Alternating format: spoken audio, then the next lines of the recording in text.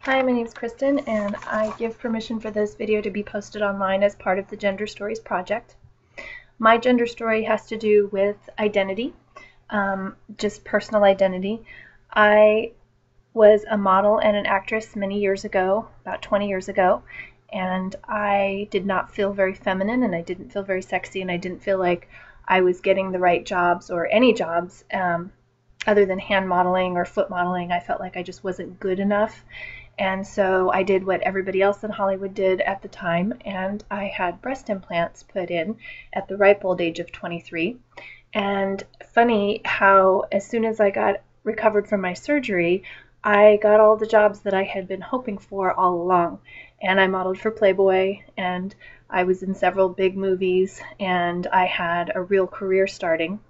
And I was getting all of the validation from Hollywood that I was right and that having that type of figure was what really truly defined being feminine and being sexy. Unfortunately, about a year after I had my implants, when I was doing really well with my career, I started to get sick. And then I spent the next decade of my life completely disabled. And even though I went to many different doctors in many different places and told them, I think my breast implants are making me sick, every single doctor in 3 different states over the course of 10 years told me that it was all in my head and that I was imagining it and it couldn't possibly be my breast implants. In the summer of 2005, we found out for sure that that the implants were faulty, and I had them surgically properly removed and had an 85% immediate recovery the day after my surgery. Most of my physical disabilities went away, but I do have some permanent damage that I have to deal with every day for the rest of my life. And I did that to myself because I didn't accept myself the way that I was, and I didn't feel that I fit into a very feminine role. Even though I've always been very feminine, it just didn't feel like my body was where my mind was, and so I altered my body and almost killed myself because of it. Since I had my implants removed, I have been teaching sexuality to women through dance and through movement, and I've had over 7,000 students, and I have helped women to learn how to accept themselves for who they are and the way that they look, and just accept their body image and learn how to love that image. And then if you want to make changes from that place of, I love myself the way that I am, but I know that I can make some changes and maybe make it better.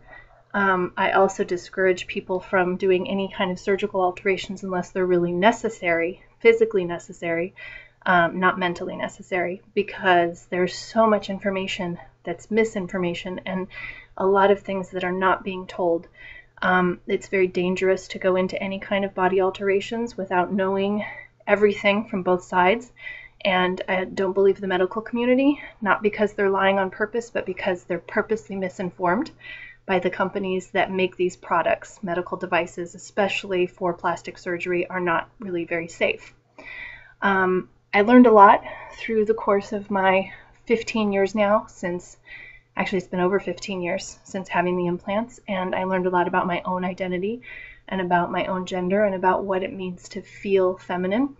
And feeling something and looking that way are 2 totally different things. And you don't have to look any specific or certain way to feel who and what you are in the way that you want to feel it. And so feeling it, I think, is more important than what the image shows you in the mirror. And that's my story. The end.